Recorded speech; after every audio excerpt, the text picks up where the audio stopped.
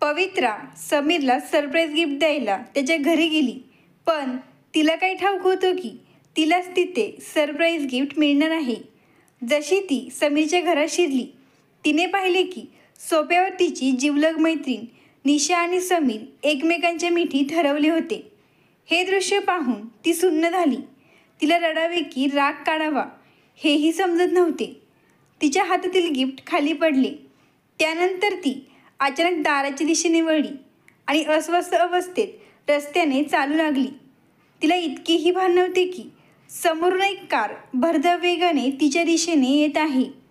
Car जवळ आली, परंतु सुदैवाने ती त्या अपघातातून बचावली. त्यानंतर ती आपल्या तुटलेल्या हृदयासह आणि उद्ध्वस्त झालेल्या स्वप्नांसह समीरपासून दूर ते शहर सोडून दुसऱ्या शहरात राहायला निघून गेली. पण आठवणी कुठे पाठ सोडतात का? त्या तर अवकाळी पावसासारख्या असतात, वेदनेत भिजवणाऱ्या.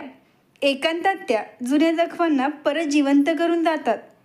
बाल्कनीत बसून ती आपल्या विचारांमध्ये गडलेली असताना अचानक दरवाजावरची बेल वाजली आणि ती भानावर आली. दरवाजा उघडला तर समोर एक तरुण उभा होता. तो दिसायला खूप देखणा होता. त्याच्या हातात एक कप होता. तो म्हणाला, "मी अभिनव शर्मा, तुमच्या समोरच्या फ्लॅटमध्ये राहायला आलो आहे.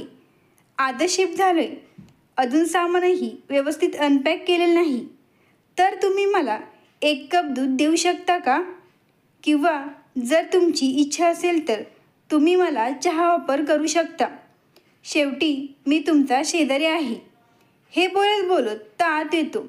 त्याला असं आत आलेलं पाहून पवित्रा आश्चर्यचकित झाली आणि ती मनात विचार करू लागली की हा माणूस किती निर्धास्त आहे.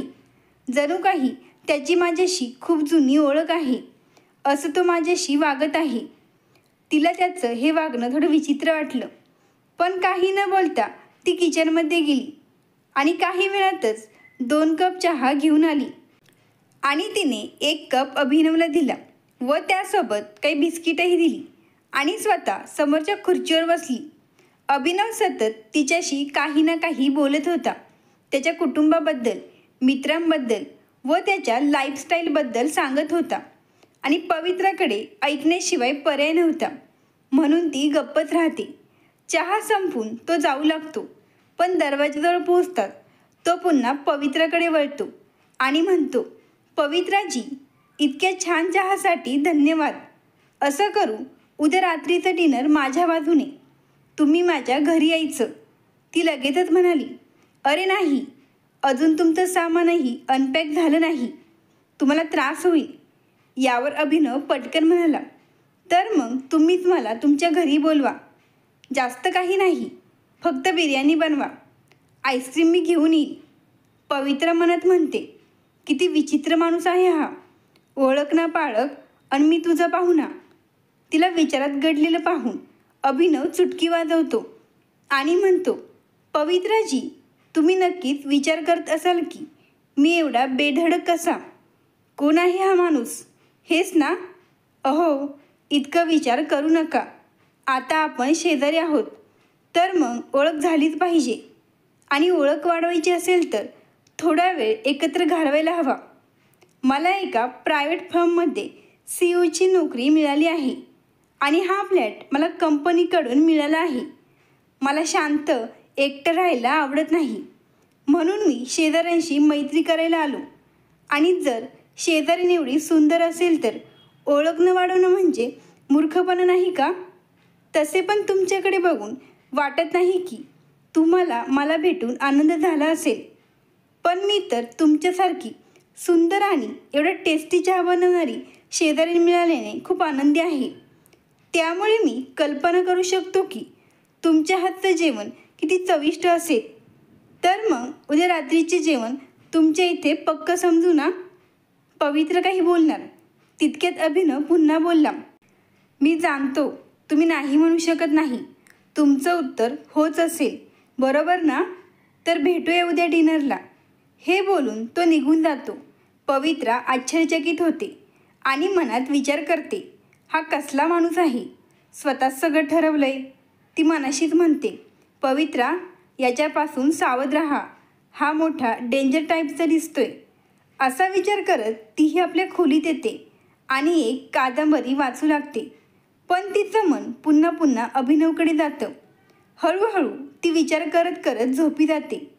रात्री उशिरा झोप लागल्यामुळे सकाळी अचानक ती झोपेतून दचकून उठते आणि जसे ती घड्याळाकडे पाहते तर तिला कळतं की सकाळचे 7 वाजले आहेत. घाईघाईने उठून ती बाथरूममध्ये धाव घेते आणि स्वतःशी बडबडत आंघोळ करू लागते. अरे देवा, किती उशीर झाला. पवित्रा, त्या वेड्या मुलाचा विचार करण्याची काय गरज होती. आता पाहिलं ना, उशीर झाला. ऑफिसला उशीर झाला तर बॉस तुला सोडणार नाही. लवकर तयार हो. ती आंघोळ करून पटापट तयार होऊन बस स्टॉपवर पोचते. तेव्हा ती यायच्या आधीच एक बस निघून गेली होती. दुसरी बस येण्यास थोडा वेळ असल्याने ती बसची वाट पाहू लागते. बराच वेळ वाट पाहूनही बस येत नाही. ती मनात विचार करते की आता इथे थांबण्यापेक्षा ऑटो करून गेलेलं चांगलं राहील आणि आधीच उशीर झाला आहे. ती ऑटोला आवाज देते. तेव्हाच तिचा शेजारी अभिनव तिच्याजवळ आपली बाईक थांबवतो. अरे पवित्राजी, तुम्ही इथे कुठे चालला आहात? चला, मी तुम्हाला सोडवतो. आधीच वैतागलेली पवित्रा चिडून म्हणाली. कुठे नाही, मी इथे बस स्टॉपवर फिरायला आले आहे. हे ऐकून अभिनव हसतो आणि म्हणतो, पवित्राजी, तुम्ही फार चांगला विनोद करता. सांगा ना, कुठे चाललाय? पवित्रा वैतागून म्हणाली, ऑफिसला चालले आहे. बस यायला वेळ आहे म्हणून ऑटो करून चालले होते. अभिनव लगेच बोलतो, अहो, मी असताना तुम्हाला ऑटो करायची काय गरज? चला, मी सोडवतो. यावर पवित्रा म्हणाली, नाही, राहू द्या, मी मॅनेज करेल. अहो, मी असे कुठं म्हणालो की तुम्ही मॅनेज करू शकत नाही. पण आपण दोघंही एकाच दिशेने जात आहोत, तर मग माझ्यासोबत येण्यास काय हरकत आहे? पवित्रा नकार देणारच होती, पण तिला तिचा बॉसचा चेहरा आठवतो. काहीतरी विचार करून ती अभिनवकडे पाहून गोड हसते. ते पाहून अभिनव अचानक थोडा गोंधळतो. तिच्या त्या सुंदर हसण्याने तो काही क्षण भारावून जातो. पवित्रा म्हणते, बरं, ठीक आहे, आजच्या दिवसापुरती तुमची लिफ्ट चालेल. ती ऑफिसचा पत्ता सांगत त्याच्या बाईकवर बसते. संपूर्ण प्रवासात अभिनव इकडच्या तिकडच्या गोष्टी बोलत राहतो, पण पवित्रा त्याच्यापासून अलिप्त होऊन जुन्या आठवणीत हरवते. ती विचारात गुंग असताना कधी तिचे ऑफिस येते हे तिलाही कळत नाही. अभिनव बाईक थांबवतो आणि मागे वळून बघतो तर पवित्रा अजूनही विचारांमध्ये हरवली होती. अभिनव तिला म्हणाला, मला मान्य आहे की तुम्हाला माझ्यासोबतचा प्रवास खूप आवडला आहे, पण पवित्राजी, तुमचं ऑफिस आलंय. जर तुम्हाला वाटत असेल की हा प्रवास असाच सुरू राहावा तर नक्कीच सांगा. आपण कुठेतरी लॉंग ड्राईव्हला जाऊ. पवित्राचा भान हरपलेला चेहरा पाहून अभिनव हसू लागतो. ती स्वतःला सावरत म्हणते, काही नाही, लिफ्टसाठी धन्यवाद. असं म्हणत ती जाऊ लागते. पण अभिनव तिला थांबवतो आणि म्हणतो, तुमच्या मनात काय चालले ते सांगू शकता का? पवित्रा कोरड्या आवाजात म्हणते, काही नाही, आणि पुन्हा एकदा धन्यवाद म्हणते. यावर अभिनव हसत म्हणतो, असं कोण कोरडं थँक्यू म्हणतं का? हसूनही बोलू शकता ना? आणि तुम्हाला लक्षात आहे ना, आज डिनर तुमच्या घरी आहे. विसरलं तर नाही ना? पवित्रा मनात म्हणते, एकतर स्वतःहूनच जबरदस्तीने इन्व्हाइट झालाय आणि वर मलाच विचारताय. ती स्वतःवर ताबा ठेवत म्हणते, मी कुठे विसरले आणि तुम्ही कुठे विसरू द्याल. त्यानंतर अभिनव हसत मोटरसायकल सुरू करतो आणि आपल्या ऑफिसकडे निघून जातो. पवित्रा घड्याळ पाहत घाईघाईने ऑफिसमध्ये प्रवेश करते. उशीर झाल्यामुळे बॉस रागवेल की काय अशी भीती तिला वाटत होती, पण नशिबाने तिला साथ दिली, कारण आज बॉस ऑफिसमध्ये आलेच नव्हते. हे कळतात तिने सुटकेचा निश्वास टाकला. चला, वाचले एकदाची. पण घरी तुझं काय होणार? त्या अजब प्राण्यापासून म्हणजेच अभिनवपासून तुला कोण वाचवणार? किती बडबडतो ना तो. पण आता जेव्हा महाशय स्वतःच डिनरला येण्याचा आग्रह धरत आहे तर तयारी करायलाच हवी. आज ती दिवसभर कामात व्यस्त राहते. संध्याकाळी ऑफिस सुटल्यानंतर ती बाजारात जाते आणि आवश्यक सामान व भाज्या खरेदी करते. त्यानंतर ती ऑटोची वाट पाहू लागते. परंतु काही मुलं बऱ्याच वेळापासून तिला विचित्र नजरेने पाहत असतात. पवित्रा याबाबत अनभिज्ञ असते. त्यानंतर ती टपोरी मुलं तिच्या जवळ येतात आणि अश्लील टिप्पणी करू लागतात. एक मुलगा तर आपली मर्यादा ओलांडत तिची ओढणी खेचण्याचा प्रयत्न करतो. त्याचवेळी अभिनव तिथे पोचतो. म्हणजे एखाद्या चित्रपटच्या हिरोसारखी त्याची एंट्री होते. एवढ्या कमी वेळात पवित्रा जणू त्याच्या अवतीभोवती फिरणाऱ्या जगाचा केंद्रबिंदू बनते. गरज पडताच तो हजर. बरं झालं अभिनव तिथे आला आणि अर्थातच त्या रस्त्यावरील गुंडांची त्याने चांगलीच धुलाई केली.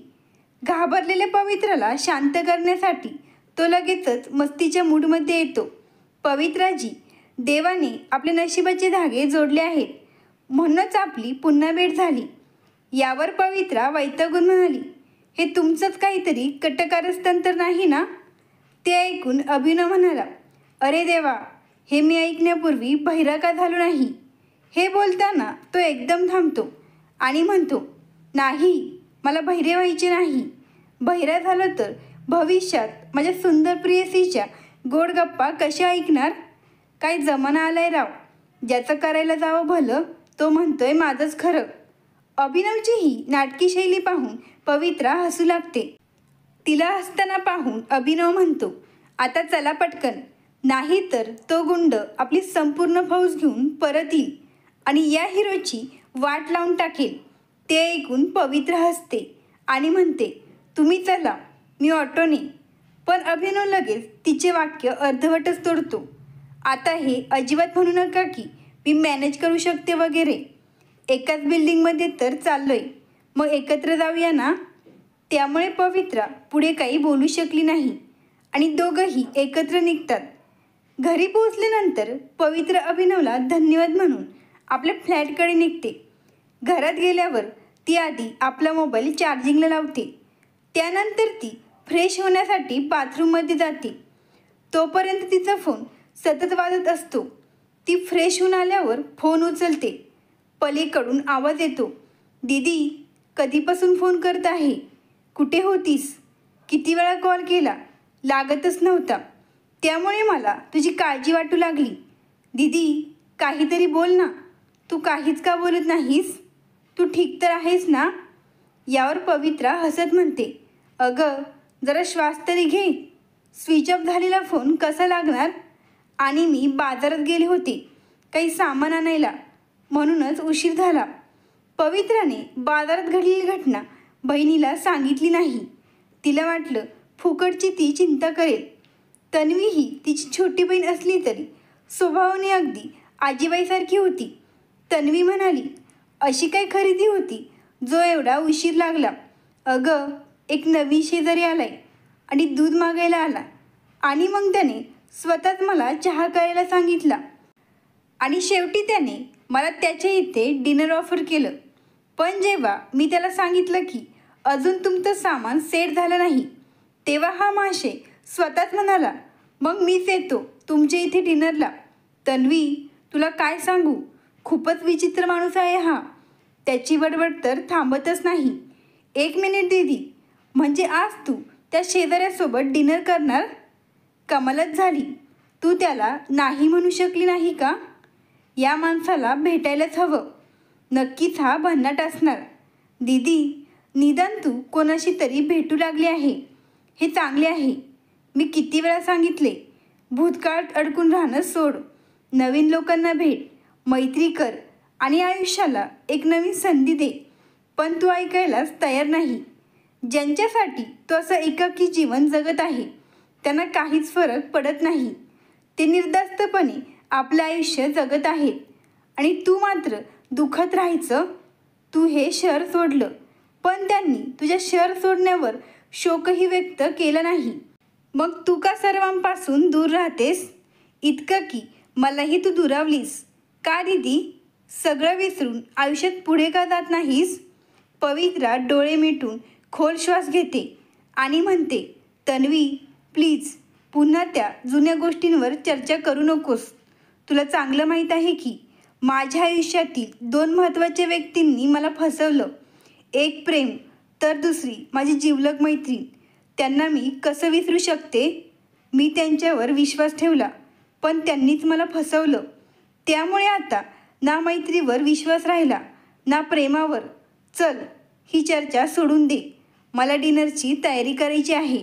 महाशय लवकरच प्रकट होतील आणि त्याआधी मला स्वयंपाक बनवायचा आहे. बाय, नंतर बोलूया. ओके दीदी, पण मला नक्की कळव डिनरला काय होतंय. मला सगळं ऐकायचंय. तन्वी, तुझी आता खरंच मार खाण्याची वेळ आली आहे. फोन ठेव आता. फोन ठेवून पवित्रा सामान किचनमध्ये ठेवते आणि डिनरची तयारी करू लागते. आजच्या डिनरमध्ये ती शाही पनीर, पुरी, डाळ भात आणि कोशिंबीर बनवायचं ठरवते. गोड पदार्थांबद्दल विचार करत असतानाच तिला आठवते की अभिनवने आईस्क्रीम आणायचं ठरवलं आहे. त्यामुळे ती वेगळं काही गोड बनवत नाही. काही वेळातच जेवण तयार होतं. अभिनव येण्याआधीच ती फ्रेश होऊन तयार होण्यासाठी खोलीत जाते. त्यानंतर ती तयार होऊन हॉलमध्ये येते आणि त्याचवेळी दरवाजावरची बेल वाजते. घड्याळाकडे पाहून ती स्वतःशीच बोलते, वा, म्हणजे वेळेचे किती पक्के आहेत हे महाशय. ठरलेल्या वेळेवर अगदी हजर. ती दरवाजा उघडते तर समोर अभिनव हातात विविध फ्लेवरच्या आईस्क्रीमच्या कपांसह उभा होता. पवित्रा आश्चर्यचकित होऊन विचारते, हे काय आहे? अभिनव मिश्किल हसत म्हणतो, याला आईस्क्रीम म्हणतात. पवित्रा खोटे हसत म्हणते, हा हा हा, फारच मजेदार जोक होता. माझा अर्थ हा आहे की इतक्या आईस्क्रीम कशाला आणायच्या? तुम्ही आईस्क्रीमचे शॉप उघडायची योजना करताय का? 2 लोकांसाठी इतकी आईस्क्रीम कोण आणतं का? यावर अभिनव हसत म्हणतो, ते काय आहे ना पवित्राजी, तुम्हाला कोणता फ्लेवर आवडतो हे मला माहीत नव्हतं, म्हणून मी सगळे फ्लेवर्स घेऊन आलो. जर मी एकच फ्लेवर घेऊन आलो असतो आणि तुम्हाला तो आवडला नसता तर तुम्ही लगेच म्हणाला असता की तुम्हाला मला आईस्क्रीम खाऊ घालायचंच नव्हतं. आता अशा सुंदर शेजारणीच्या तक्रारी कोण ऐकणार? आणि जर तुम्ही दारातून बाजूला झाला नाही तर ही आईस्क्रीम काही वेळात मिल्कशेक होईल. पवित्रा डोळे मोठे करत म्हणते, हे काय पवित्राजी लावलंय? तुम्ही मला फक्त पवित्रा म्हणू शकता. हे ऐकताच अभिनव हसतो आणि ती दरवाज्यातून बाजूला होते. अभिनव आत येतो आणि तिच्याकडे आईस्क्रीम देत म्हणतो, आधी हे फ्रीजमध्ये ठेवा. पवित्रा आईस्क्रीम फ्रीजमध्ये ठेवते. तेवढ्यात अभिनव पुन्हा बोलतो, बरं झालं तुम्ही जी न लावायला सांगितलं, नाही तर मला असं वाटत होतं की मी एखाद्या सिनियर किंवा बॉसशी बोलतोय. सुरुवातीलाच माझी इच्छा होती की तुम्हाला फक्त पवित्रा म्हणायचं. मग पुन्हा विचार केला, जर तुम्ही रागवलात तर इतकी सुंदर शेजारी नाराज कशी करायची? यावर पवित्रा डोळे वटारून म्हणते, तुम्ही असं बोलणं बंद करू शकत नाही का? सरळ साधं बोलायचं सोडून फ्लर्ट करताय. अभिनव थोडा मिश्किलपणे म्हणतो, मी फ्लर्ट करतोय असं तुम्हाला वाटतं? मी फक्त सत्य बोलतोय. शब्द आपोआप माझ्या तोंडातून निघतात. मात्र मनात तो स्वतःलाच म्हणतो, बेटा अभिनव, थोडा कंट्रोल कर, नाही तर आज मार खाशील. त्यानंतर तो सोफ्यावर बसतो. तेवढ्यात पवित्रा त्याच्यासाठी पाणी घेऊन येते. अभिनव इकडच्या तिकडच्या गप्पा मारतो आणि मग अचानक म्हणतो, पवित्रा, मला गप्पा मारायला आवडतात, पण गप्पांनी पोट भरत नाही. आता डिनर करूया. यावर पवित्रा त्याच्याकडे रोखून पाहते आणि म्हणते, मी सांगितलं होतं का तुम्हाला एवढ्या गप्पा मारायला? बरं, चला, जेवण तयार आहे. दोघंही डायनिंग टेबलकडे जातात. अभिनव टेबलवरचे पदार्थ पाहून खुश होतो आणि म्हणतो, अरे वा, शाही पनीर, पुरी आणि डाळ भात. तुम्हाला कसं कळलं की हे सगळं माझं फेवरेट आहे? वा, आज जेवण करायला मस्त मजा येणार आहे. त्यानंतर अभिनव उत्साहाने जेवायला सुरुवात करतो आणि जेवता जेवता आपल्या कुटुंबाबद्दल, मित्रांबद्दल भरभरून बोलत राहतो. पवित्रा त्याच्या गप्पा ऐकत असते, पण आज तिला त्याच्या बोलण्याचा कंटाळा वाटत नव्हता. जेवणानंतर अभिनव म्हणतो, पवित्रा, खरंच भन्नाट जेवण होतं. तुम्ही तर सर्वगुण संपन्न आहात. म्हणजे एवढे गुण एका व्यक्तीमध्ये? पवित्रा त्याच्याकडे पाहत म्हणते, फारशी स्तुती करू नका, घ्या आईस्क्रीम खा. अभिनव हसत आईस्क्रीम घेतो आणि म्हणतो, मी माझ्याविषयी खूप काही सांगितलं, पण तुम्ही तुमच्याबद्दल अजून काहीच सांगितलं नाही. थोडा वेळ विचार करून पवित्रा आपल्या कुटुंबाबद्दल सांगू लागते, पण तिच्या वडिलांचा विषय निघतात ती शांत होते. तिच्या डोळ्यात नकळत पाणी येते. ती गंभीर स्वरात म्हणते, रात्र खूप झाली आहे, मी थकली आहे, आता आपण पुन्हा कधीतरी भेटूया. अभिनवला समजतं की त्याने असं काहीतरी विचारलं आहे जे पवित्राच्या दुःखाशी जोडलेलं आहे. त्याने नकळत तिच्या जुन्या जखमांना स्पर्श केला. तो काही न बोलता उठतो आणि आपल्या फ्लॅटमध्ये जातो. त्याच्या मनात अपराधीपणाची भावना येते. पवित्रा खूप दुःखी आहे, परंतु अजून आमची एवढी जवळीक नाही की मी तिच्याशी मोकळेपणाने बोलू शकेल. तो या विचारांमध्येच सोफ्यावर झोपून जातो. तिकडे पवित्रा मात्र झोपू शकत नव्हती. तिच्या डोळ्यातून सतत अश्रू वाहत होते. लोकांसमोर कितीही स्ट्रॉंग दिसण्याचा प्रयत्न केला तरी दुःख जेव्हा मनाला गाठतं तेव्हा ते अश्रूंच्या रूपाने बाहेर पडतं. पवित्राच्या जीवनात फक्त समीर आणि निशा नव्हते ज्यांनी तिला धोका दिला होता.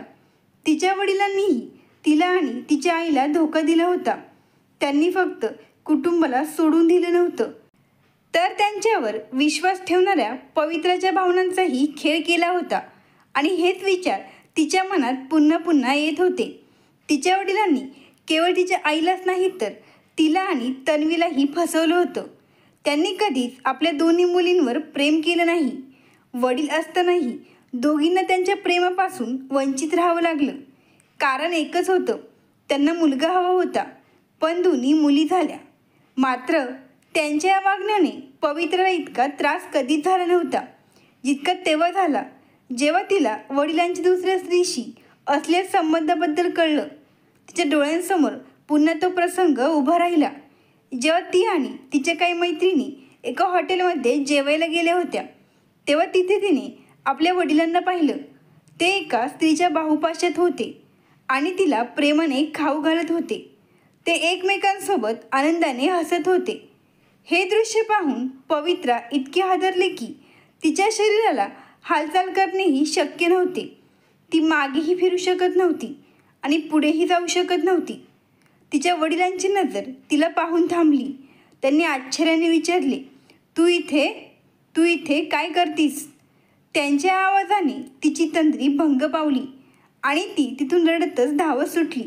आणि रस्त्यावरून तिने पटकन एक ऑटो थांबवला व घाईघाईने ऑटो चालकाला तिथून तिथून सांगितले. मात्र तिच्या मैत्रिणींना याबद्दल काहीच कल्पना नव्हती. घरी पोचल्यावर ती आपल्या खोलीत जाऊन रडू लागली. तेव्हा तिच्या आईने तिला पुन्हा पुन्हा विचारलं, पण ती काहीच बोलू शकली नाही.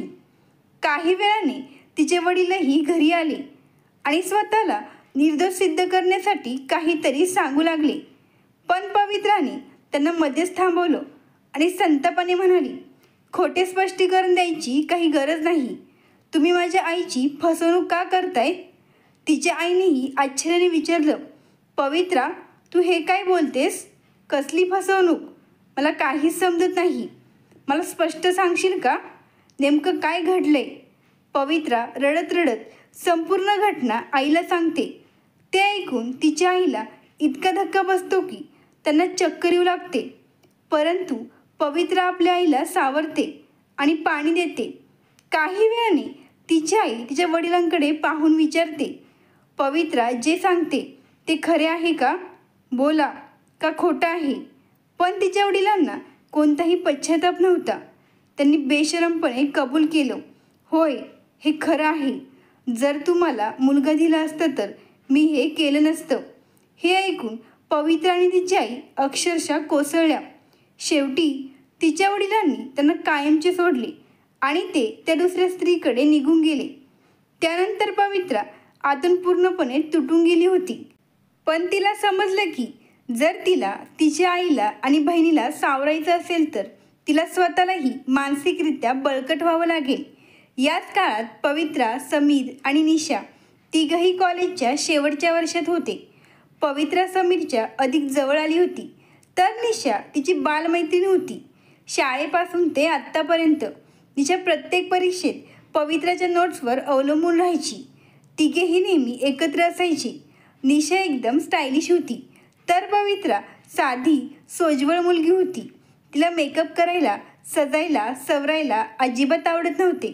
समीरचं तिच्यावर प्रेम होतं आणि तिचंही समीरवर अतूट प्रेम होतं, पण ती तिच्या मर्यादा पाळून होती. समीर मात्र वारंवार तिला जवळ येण्याचा आग्रह करायचा. पवित्रा यावर रागवायची.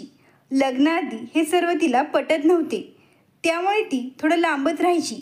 निशा मात्र हे जाणून होती की पवित्रा समीरवर जीवापाड प्रेम करते, पण तिच्याही मनात समीरसाठी भावना निर्माण झाल्या होत्या. एके दिवशी तिघांनी भेटायचं ठरवलं, पण काही कारणास्तव पवित्रा येऊ शकली नाही. त्या दिवशी समीर आणि निशा एकटेच भेटले. याआधीही ते असेच भेटले होते, पण आज परिस्थिती वेगळी होती. पवित्रा समीरला तिच्यापासून सतत दूर ठेवत असल्यामुळे आणि निशाच्या मनात त्याच्याविषयी दाटलेल्या भावना, यामुळे त्या दोघांमध्ये एक वेगळं आकर्षण निर्माण झालं आणि त्या रात्री दोघांनी आपल्या मर्यादा ओलांडल्या. त्यानंतर त्यांच्या भेटीगाठी वाढतच गेल्या. याच काळात पवित्राचे वडील त्यांना सोडून गेल्यामुळे तिला पार्ट टाईम नोकरी करावी लागत होती. त्यामुळे ती समीर आणि निशाला कमी भेटू लागली आणि ह्याचाच फायदा दोघांनी घेतला. पवित्रा मात्र या सगळ्यापासून अनभिज्ञ होती. ती तर कॉलेज संपल्यानंतर समीरसोबत लग्न करण्याचे स्वप्न पाहत होती. तिला काय माहीत होतं की तिच्या मागे तिची जीवाभावाची मैत्रीण तिची फसवणूक करत आहे. काही दिवसांनी समीरचा वाढदिवस होता आणि पवित्राने त्याला सरप्राईज देण्याची तयारी केली होती. त्या दिवशी ती त्याच्यासोबत लग्नाविषयी बोलणार होती. वाढदिवसाच्या एक दिवस आधी पवित्राने आपल्या जॉबवरून सुट्टी घेतली आणि समीरच्या घरी जायचं ठरवलं, पण तिने याबद्दल समीरला काही सांगितले नव्हतं. तिच्याकडे त्याच्या घराची एक चावी होती, त्यामुळे तिने कोणालाही न सांगता शांतपणे आत प्रवेश केला. पण जेव्हा तिने घरात प्रवेश केला तेव्हा तिला दुसरा आणि सर्वात मोठा धक्का बसला. बेडवर समीर आणि निशा एकमेकांच्या मिठीत होते. ते पाहून पवित्रा काही काळ स्तब्ध उभी राहिली. तिच्या डोळ्यांसमोर अंधार पसरला. काही क्षणांसाठी तिला वाटलं की हे एखादं भयानक स्वप्न आहे, पण हे वास्तव होतं. त्या क्षणी तिला प्रेम या शब्दाची चीड यायला लागली. तिला कोणत्याही नात्यावर विश्वास राहिला नव्हता. ती तिथून निघून गेली. घरी गेल्यावरही आईला काही सांगू शकली नाही. मात्र तन्वीला समीरबद्दल आधी सर्व काही माहीत होतं. पवित्रा तिच्याकडे गेली आणि रडून रडून तिला आपलं दुःख सांगितलं. त्या दिवसानंतर पवित्राने आपल्या तोंडावर शांततेची चादर ओढली. कॉलेज संपल्यानंतर तिने सर्व काही मागे टाकून मुंबई गाठली. कॉलेजमध्ये असतानाच तिला एका चांगल्या नोकरीची संधी मिळाली होती, पण तिला समीरपासून दूर जायचं होतं, म्हणून तिने ती नोकरी नाकारली होती. काही महिन्यांनी ती आई आणि बहिणीला इथे बोलवणार होती, पण आई अजून घर सोडायला तयार नव्हती. त्यामुळे सध्या ती मुंबईत एकटीच राहत होती. जुन्या आठवणींमध्ये रमणं किती सोपं असतं आणि त्यातून बाहेर पडणं किती कठीण असतं हे तिला आता उमगलं होतं. रात्री उशिरा तिला झोप लागली आणि सकाळी उठण्याची घाई नव्हती. रविवार असल्याने ती निर्धास्त झोपली होती. सकाळी 9 वाजता दरवाजावरची बेल वाजली. तिने डोळे चोळत उठून दरवाजा उघडला तर तिच्या डोळ्यांसमोर जे दृश्य होतं त्यावर विश्वास ठेवणं तिला कठीण जात होतं. समोर तिची बहीण तन्वी आणि तिची आई उभी होती. पवित्रा स्वतःशीच पुटपुटली, किती सुंदर स्वप्न आहे हे. आई आणि तन्वी इथे आल्या. ती हसत स्वतःच्या विचारात हरवली. तेवढ्यात तन्वीने तिच्या खांद्यावर हात ठेवत विचारलं, दीदी काय झालं? हे स्वप्न नाही, सत्य आहे. पवित्राच्या आश्चर्याला सीमा राहिली नाही. ती पुन्हा म्हणाली, तन्वी तू खरोखर इथे आहेस? आणि आई तू पण? आई हसत म्हणाली, पवित्रा आम्हाला आत येऊ देशील की नाही, की आम्ही परत जाऊ? हो आई. म्हणजे नाही आई. ते ऐकून तन्वी हसू लागली. पवित्राला आपला आनंद सावरता येत नव्हता. ती पटकन बाजूला झाली आणि त्यांना घरात घेतलं. तिने लगेच त्यांच्यासाठी पाणी आणलं आणि चहा बनवायला गेली. काही वेळाने ती चहा घेऊन आली आणि तन्वीला विचारलं, तन्वी, तू आधी सांगायचं होतं ना, अचानक अशी कशी आलीस? यावर ती हसत म्हणाली, दीदी, यालाच तर सरप्राईज म्हणतात. आधीच सांगितलं असतं तर तुझ्या चेहऱ्यावर हे आनंदाचे भाव दिसले असते का? इथे मला एका कंपनीतून जॉब ऑफर आली होती, तर मी विचार केला की आपल्याला एकत्र राहता येईल. बरं, माझ्या प्रिय दीदी, मला खूप भूक लागली आहे. आता पटकन नाश्त्यासाठी काहीतरी बनव. अगं तन्वी, थोडं थांब, मी आत्ताच बनवते. तुला काय खायचे आहे ते सांग. आई म्हणते. मी बनवते. आई, तू नुकतीच इथे आली आहेस आणि थकली असेल. तुम्ही दोघी आराम करा, मी काहीतरी बनवते. तेवढ्यात दारात उभा असलेला अभिनव बोलला, कोणालाही काही बनवायची गरज नाही. मी गरम गरम समोसे आणि जिलेबी घेऊन आलो आहे. आंटी, तुम्हाला आलेलं पाहिलं होतं म्हणून मी तुमच्यासाठी हे घेऊन आलो आहे. आईने आश्चर्याने विचारलं, पवित्रा, आता हा कोण आणि सकाळी सकाळी इथे कशासाठी आला आहे? पवित्रा जरा संकोचित म्हणाली, आई, हा अभिनव आहे. 2 दिवसांपूर्वीच इथे शिफ्ट झाला आहे. तो समोरच्या फ्लॅटमध्ये राहतो. त्यानंतर अभिनवने लगेच पवित्राच्या आईला नमस्कार केला. आईनेही प्रेमाने त्याला नमस्कार म्हटलं. पण पवित्राला अभिनवचे असे आई आणि तन्वीशी इतक्या पटकन जुळून जाणं आवडलं नाही. ती वैतागून म्हणाली, ओय हॅलो, हे काय आहे? तू इथे का आला आहेस? तुला आठवत नसेल तर मी सांगते, समोरचा फ्लॅट तुझा आहे, हे माझं घर आहे आणि ही माझी आई आणि बहीण आहे. मी बघते जसा आला आहेस तेव्हापासून त्यांच्यासोबत गप्पा मारतोयस. अरे, जरा मला तरी त्यांच्यासोबत बोलू दे. अभिनव पवित्राच्या आईकडे पाहत म्हणाला, बघा आंटी, ही नेहमी अशीच चिडते का, की काही कारण आहे? नेहमी भडकलेलीच असते. यावर तिची आई हसत म्हणाली, पवित्रा, तू उगीचच का रागवतेस? हा चांगला मुलगा दिसतोय. पवित्रा मात्र अजूनही चिडलेलीच होती. ती त्याच्याकडे रागाने पाहते. अभिनव म्हणतो, पवित्रा, माझा नाश्ता पण यातच आहे. मला पण खूप भूक लागली आहे. अभिनवचा गरीब चेहरा पाहून तन्वी हसायला लागली. पवित्रालाही हसू आवरता आले नाही. मग सगळ्यांनी मिळून नाश्ता केला आणि अर्थातच पवित्राची आई अभिनवला अनेक गोष्टींबद्दल विचारते. बेटा, तू एकटाच राहतोस? आंटी, सध्या तर मी एकटाच आहे. माझे आई आणि बाबा काही दिवसांनी येणार आहेत. तुम्हाला भेटून त्यांना खूप आनंद होईल. यावर पवित्रा म्हणते, आई, ते सुद्धा याच्यासारखेच असतील. तुझी चांगली करमणूक होऊन जाईल. त्यानंतर ते सर्व हसायला लागतात. अभिनव म्हणतो, ठीक आहे, आता मी जातो, पण आपण पुन्हा भेटू. तो निघून गेल्यावर पवित्रा तन्वी आणि आईकडे पाहत म्हणाली, काय गरज होती त्याच्याशी एवढी गप्पा मारायची? तुम्हाला माहीत नाही हा किती गप्पिष्ट आहे. एकदा बोलायला लागला की थांबतच नाही. ते ऐकून तन्वी आणि आई हसत राहिल्या. संध्याकाळी जेवणानंतर झोपताना तन्वी म्हणाली, दीदी, अभिनव खूप चांगला आहे. त्याच्या येण्याने तुझ्या आयुष्यात आनंद येईल. तन्वी, काही पण बोलू नकोस. तो माझा फक्त शेजारी आहे. मला कोणतेही नवे मित्र बनवायचे नाही. आणि हो, मला त्याच्यात काही इंटरेस्ट नाही. त्यानंतर त्या झोपून घेतात. सकाळी जेव्हा पवित्रा उठली तेव्हा आईने नाश्ता तयार केला होता. पवित्रा तयार होण्यासाठी आत गेली. तेव्हाच आईने दरवाजा उघडला आणि तिला अभिनव दिसला. त्याने हसून नमस्ते केलं. आई विचारते, बेटा, नाश्ता केलंस का? नाही आंटी, उशीर होतोय. ऑफिसमध्येच काहीतरी खाईन. असं नाही बेटा, मी नाश्ता तयार केलाय. थोडं खाऊन जा. तो आधी नाही म्हणतो, पण आईच्या आग्रहाने तो आत येतो. आई त्याला गरमागरम पराठे आणि दही देते. तेवढ्यात पवित्रा तयार होऊन बाहेर येते आणि अभिनवला पाहून आश्चर्यचकित होते. तुला समजत नाही का की हे माझं घर आहे, तुझं नव्हे? आई ओरडते. पवित्रा, हे काय बोलतेस? तो माझ्या आग्रहाने आला आहे. ते ऐकून ती गप्प बसते आणि नाश्ता करू लागते. अभिनव मात्र मजा घेत तिला चिडवत राहतो.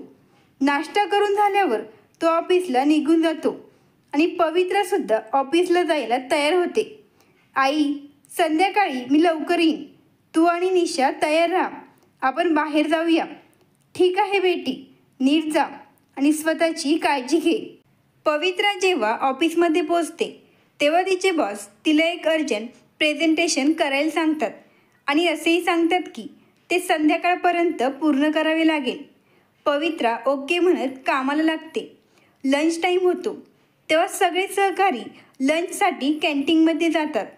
तिच्यासोबत काम करणारी रुचा तिला म्हणते, पवित्रा तू पण चल ना, किती वेळेपासून काम करत आहेस, थोडा ब्रेक घे.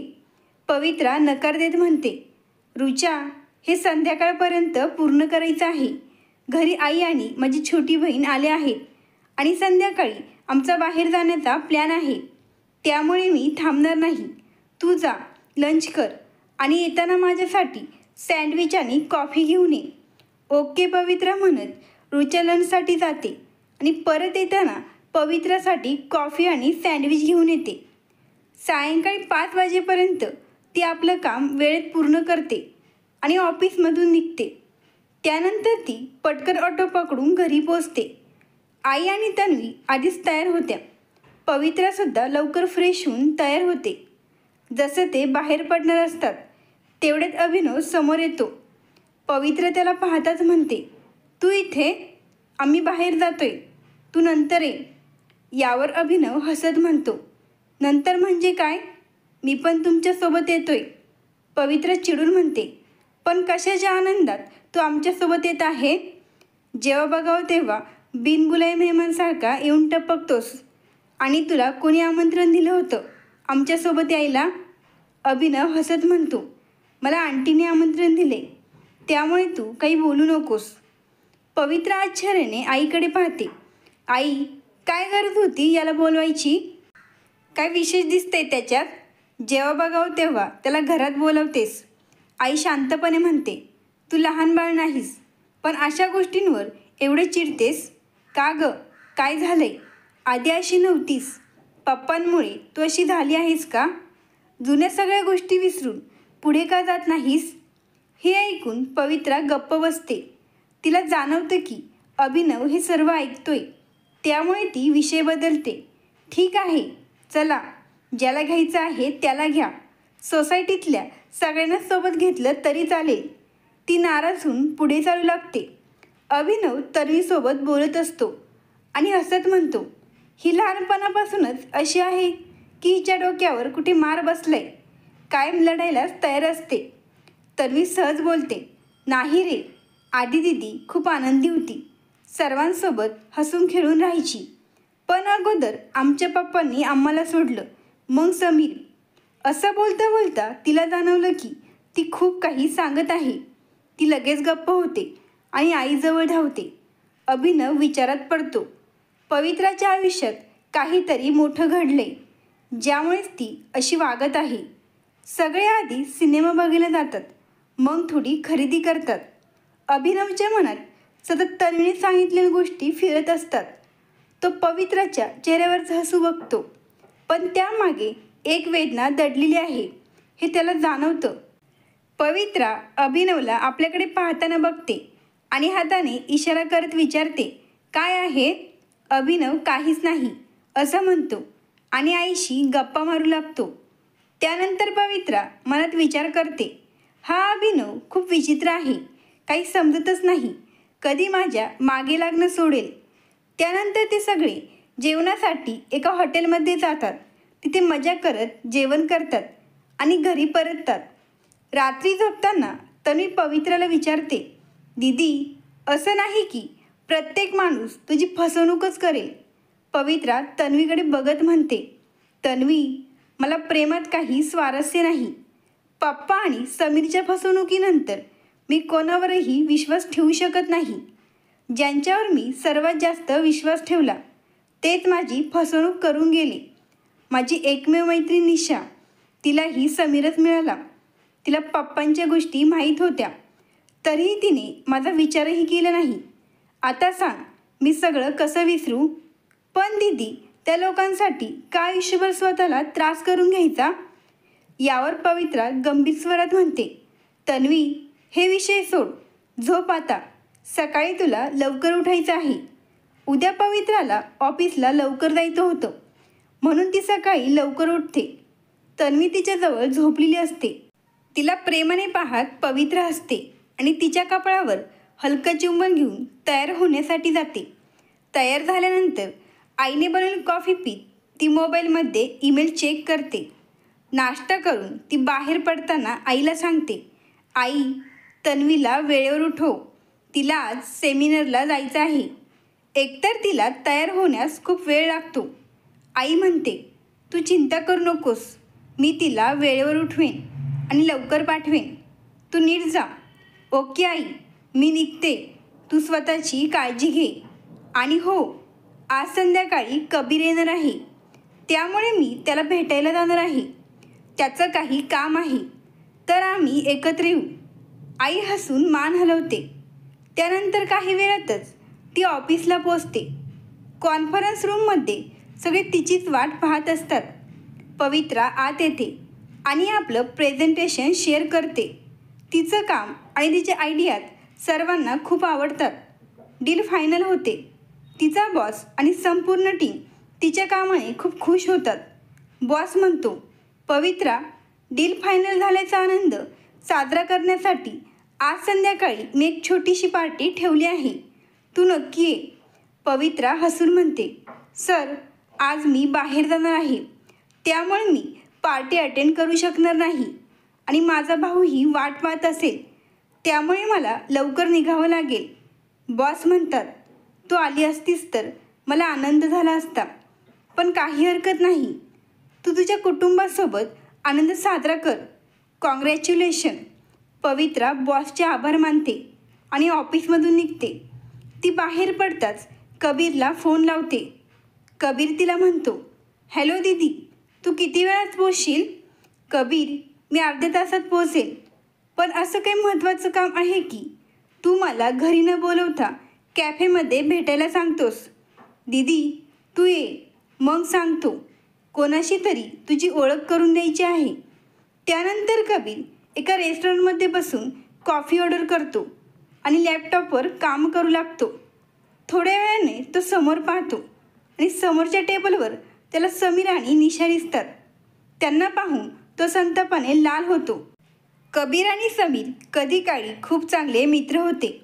कबीरला पवित्र आणि समीरच्या नात्याबद्दल माहिती होतं, पण जेव्हा समीरने पवित्राला फसवलं तेव्हा कबीर खूप संतापला आणि त्याने समीरशी भांडण केलं. त्यानंतर त्याने समीरसोबतची आपली मैत्री तोडली. आता त्याच समीरला पुन्हा आपल्या समोर पाहून त्याला खूप राग येतो. त्याच वेळेत समीरची नजर त्याच्यावर पडते आणि तो त्याच्याशी बोलायला त्याच्या जवळ येतो. समीरला आपल्याकडे येताना पाहून कबीर संतापात उठतो आणि तिथून निघून जाऊ लागतो. समीर त्याला थांबत म्हणतो, यार, अजून तू किती दिवस नाराज राहशील? मी तुझा बेस्ट फ्रेंड आहे. ते ऐकून कबीर म्हणाला, बेस्ट फ्रेंड होतास, आता नाही. माझ्या दिदीचं मन तोडून तू माझ्या मैत्रीवर आणि विश्वासावरही घाला घातलास. तू मित्र म्हणण्याच्या लायक नाहीस. माझ्या पवित्र दिदीला तू धोका का दिलास? ती तुझ्यावर किती प्रेम करत होती. माझ्या दिदीमध्ये काय कमी होतं?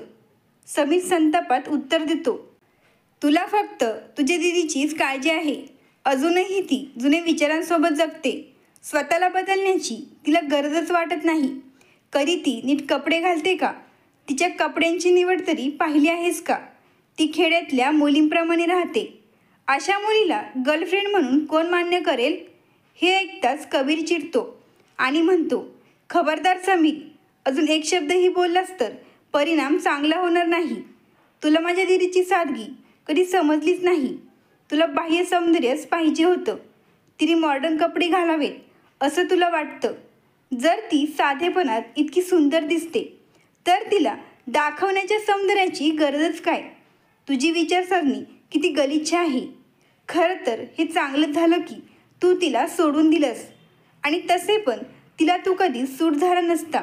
समीर कबीरच्या बोलण्यावर हसतो आणि म्हणतो, तुझी दीदी अशीच राहिली तर तिला कोणीही पसंत करणार नाही. ती आयुष्यभर एकटीच राहील. हे ऐकताच कबीर संतापाने समीरच्या गालावर जोरात चापट मारतो. पवित्रा जी आत्तापर्यंत हे सर्व ऐकत होती ती लगेच मध्ये येते आणि कबीरला समीरला मारण्यापासून थांबवते. समीर काही बोलणार असतो, पण पवित्राच्या मनात काहीतरी विचार येतो. ती कबीरकडे पाहून म्हणते, तू याच्या बोलण्याला का महत्त्व देतोस? मला असं कुणी भेटलंय जो मला जशी आहे तशी स्वीकारतो आणि माझ्यावर खूप प्रेम करतो. यावर समीर हसत म्हणतो, हे सगळं खोटं आहे. तुझ्यासारख्या मुलीला कुणी पसंत तर सोड, पण तुझ्याशी मैत्री करायलाही तयार होणार नाही.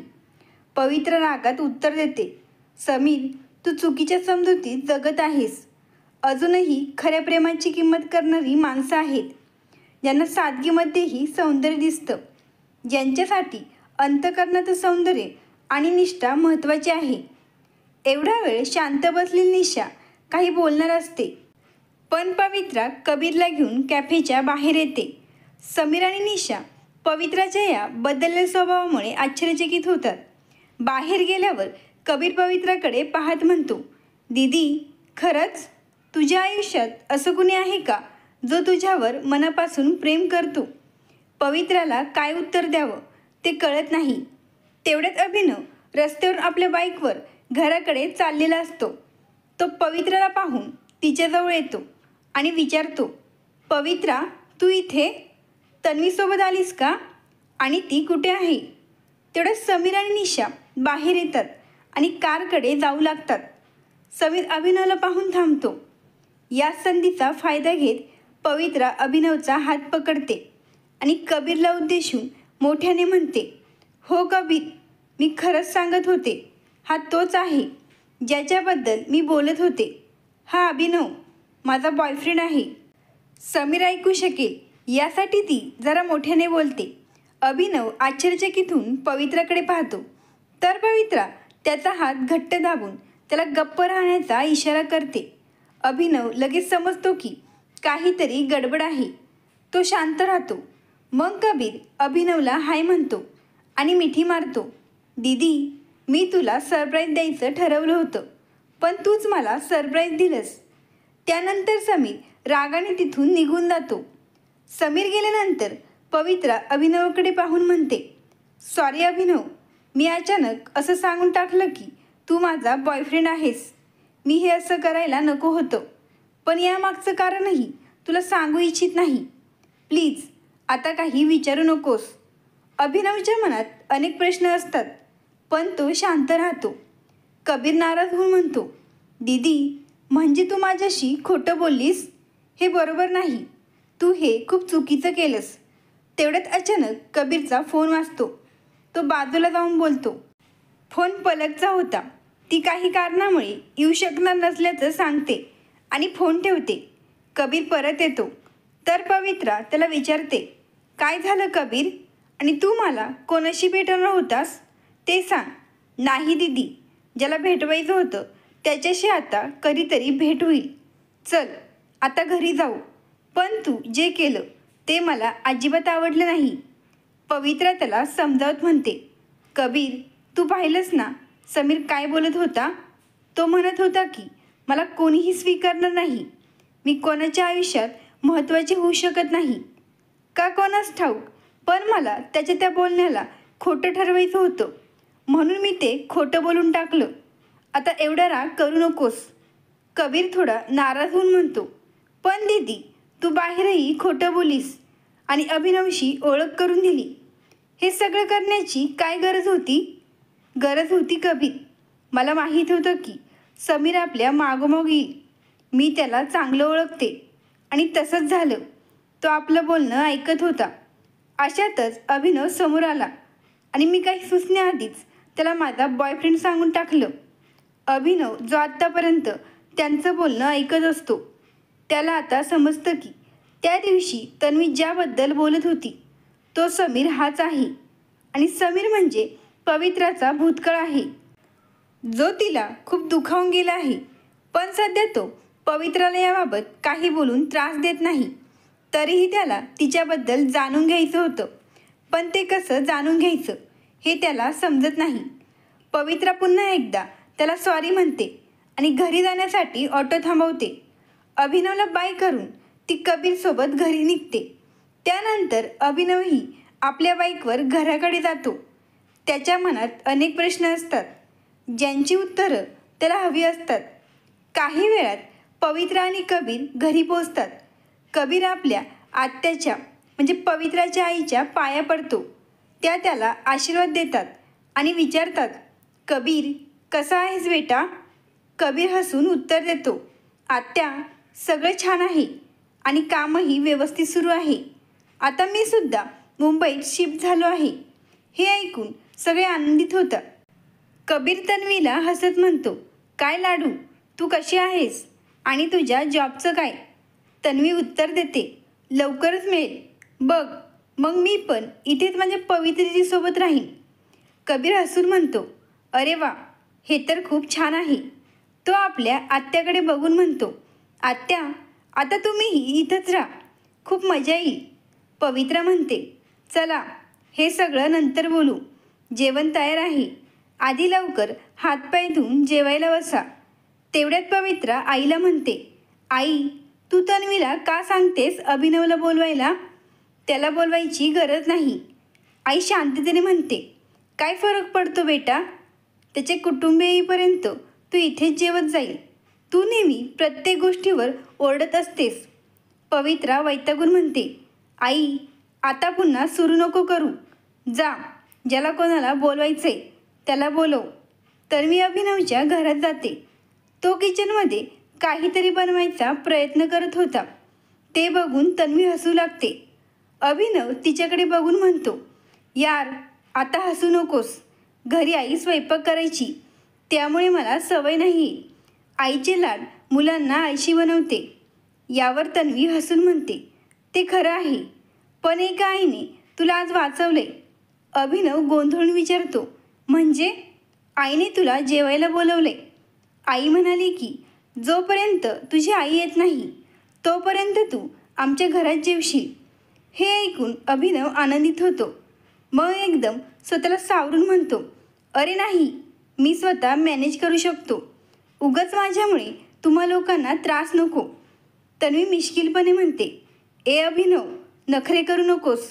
मनात तर खूप आनंद झालाय नाही का? अभिनव लगेच बोलून जातो, अगं तुला कसं कळलं? तन्वी हसू लागते, चल सगळे तुझी वाट पाहतायत. तो आल्या आल्या पवित्राच्या आईला म्हणतो, आंटी आज तुम्ही मला वाचवलं. पवित्राची आई आश्चर्याने विचारते, बेटा मी तुला कोणापासून वाचवलं? अभिनव हसून म्हणतो, मी बनवलेल्या बेस्वाद अन्नापासून. बरं झालं तुम्ही मला बोलवून घेतलं. Thank you so much aunty. आता छानसं जेवायला मिळेल. तो आनंदाने जेवायला बसतो. पवित्रा त्याच्याकडे रागाने पाहते, पण त्या आईसमोर काही बोलू शकत नव्हती, म्हणून ती शांतपणे जेवू लागते. सगळे मजामस्ती करत जेवू लागतात. कबीर हसत म्हणतो, दीदी एवढं छान जेवण झालं, आता आईस्क्रीम मिळाली तर मजा येईल. ते ऐकून पवित्राला त्या रात्रीचं जेवण आणि अभिनवने आणलेली आईस्क्रीम आठवते. तो पवित्राला कोणता फ्लेवर आवडतो हे न जाणूनही तिला आवडेल असा विचार करून सगळे फ्लेवर्स घेऊन आला होता. ती नेहमी समीरच्या आवडीनुसार चालायची. त्याचं प्रत्येक आवडतं स्वतःवर लादायची. पण त्या दिवशी अभिनव एक अनोळखी असूनही त्याने तिच्या आवडीचा विचार केला होता. त्या आठवणीने तिच्या मनात एक वेगळंच सुखद भाव निर्माण झाले. ती फ्रीजमधून सगळ्यांसाठी आईस्क्रीम घेऊन येते आणि सर्व करते. सगळे आनंदाने आईस्क्रीम खातात. त्यानंतर कबीर जांभई देत म्हणतो, दीदी खूप थकलोय, मी झोपायला जातो. तन्वीसुद्धा झोपायला जाते. अभिनव आपल्या घरी जातो, पण त्याला झोप लागत नाही. त्यानंतर तो छतावर फेरफटका मारायला जातो. तिथे आधीच पवित्रा उभी होती. तो तिच्या जवळ जातो आणि विचारतो, तू अजून झोपली नाहीस? अभिनव, आज मला झोप येत नाही म्हणून मी इथे आले. शांत रात्रीत चंद्रतारे बघायला किती छान वाटतं ना? ती आकाशाकडे पाहत होती तर अभिनव तिच्याकडे. तो तिच्या शब्दांमधून तिच्या मनातल्या वेदना समजून घेण्याचा प्रयत्न करतो. थोड्या वेळाने तो म्हणतो, आपण अजून ना चांगले मित्र आहोत ना कोणत्याही नात्यात आहोत. कदाचित तू मला मित्र बनवण्यालायकही समजत नसशील, पण तरीही मला विचारायचे, समीर आणि तुझ्यात नक्की काय होतं? मला एवढं समजलं की तो तुझ्या आयुष्यात खूप महत्त्वाचा होता किंवा कदाचित अजूनही असेल. म्हणूनच त्याला दाखवण्यासाठी तू मला बॉयफ्रेंड म्हणून सांगितलंस, बरोबर ना? तो पुढे म्हणतो, कधी कधी एखाद्या अनोळखी माणसाशी बोलल्याने मन हलकं होतं. दुःख संपत नाही, पण ते नक्कीच कमी होतं. तू जर मला सांगू इच्छित असशील तर मी ऐकायला तयार आहे. पवित्राला कळत नाही, पण अभिनवच्या शब्दांचा तिच्यावर परिणाम होत होता.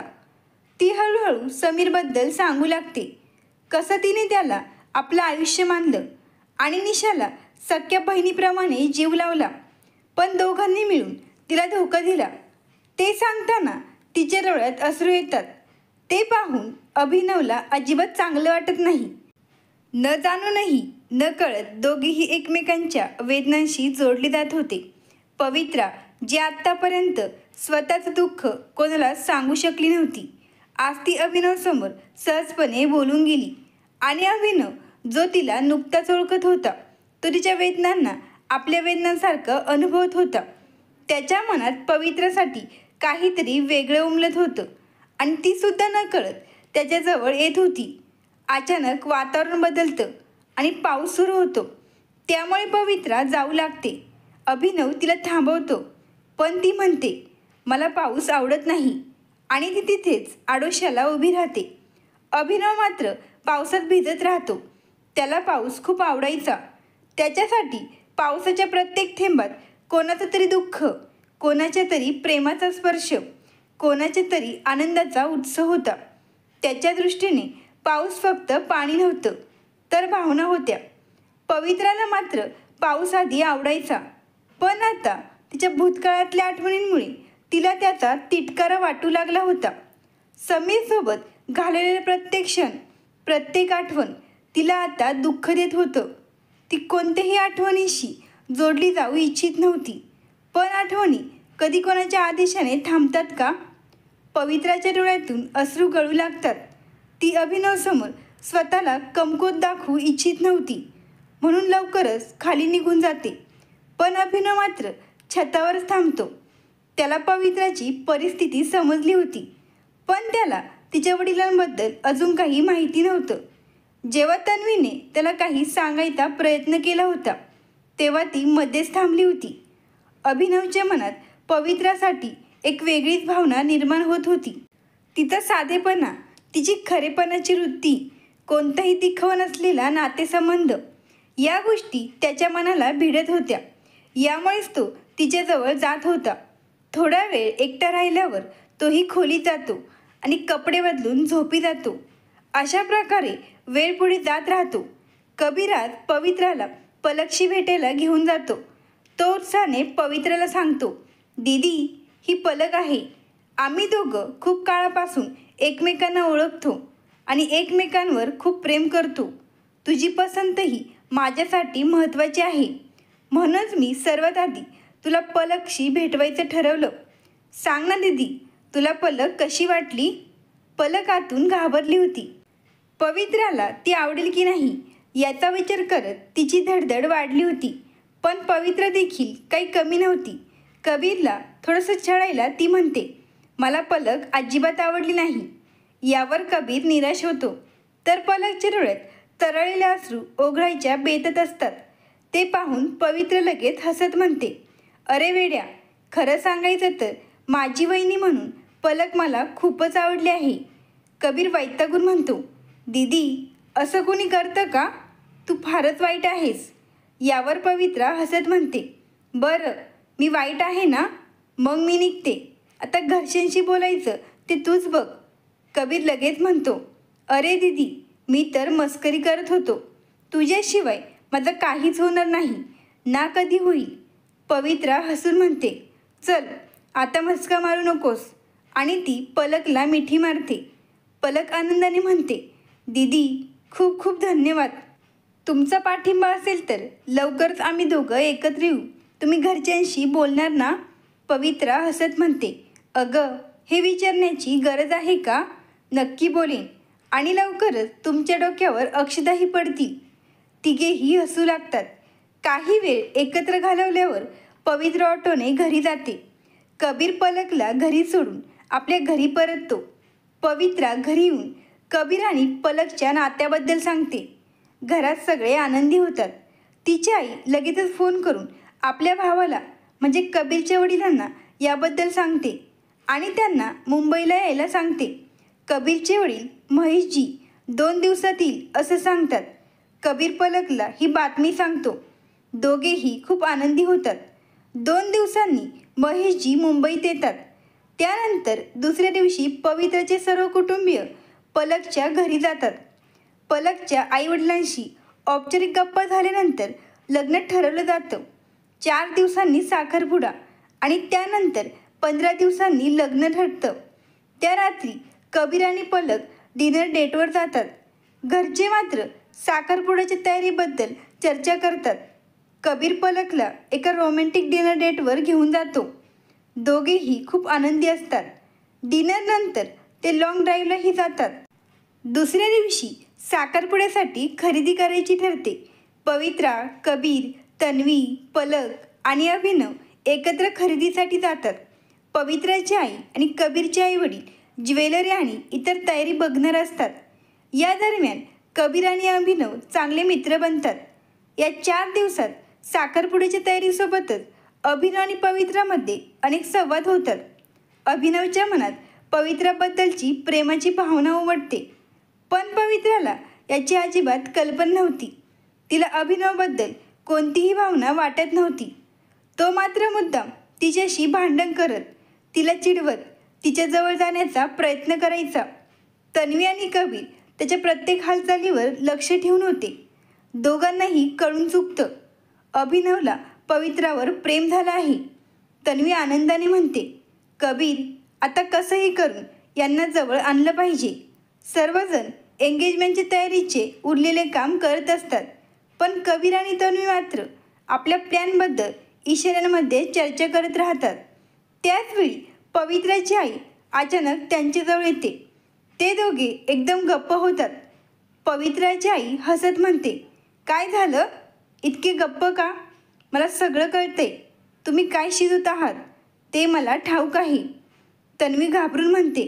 म्हणजे? असं काही नाही. आम्ही फक्त पलक वहिनीला सरप्राईज द्यायचा विचार करत होतो. पवित्राची आई तन्वीच्या कानाला हलकासा चिमटा काढत म्हणते. अगं वेडे, मी तुझी आई आहे. मला मूर्ख बनवायचा प्रयत्न करू नकोस. तुम्ही अभिनव आणि पवित्राला एकत्र आणायचा प्लॅन करताय ना? कबीर आणि तन्वी एकदम चकित होत एकसुरात म्हणतात. तुला कसं कळलं? यावर आई मंद हसत म्हणते. अगं, आईला आपल्या मुलांच्या मनात काय चालले ते कळतंच.